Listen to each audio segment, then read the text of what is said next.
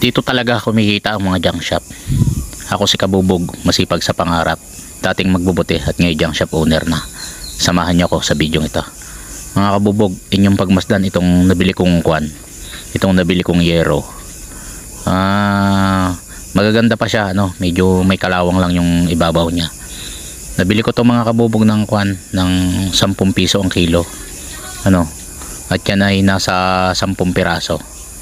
Siguro ang binayaran ko dyan ay kwan, nasa kulang-kulang 900. Mga Kabubog, ang gagawin ko dyan ay gagrinderin ko lang yung mga kwan yan, yung mga dulo-dulo na medyo gato na.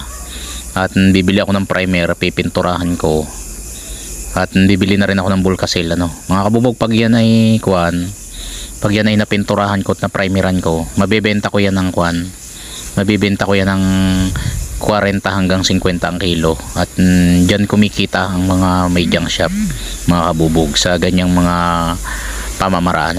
Kaunting pintura lang, kaunting tanggal lang ng mga bulok-bulok ay mapapakinabangan na yan ng ating mga kababayan na walang kakayahan bumili ng mga bagong yero, sapagkat ang yero mga Kabubog ng isang piraso ay nasa 700 yung 12 ang haba.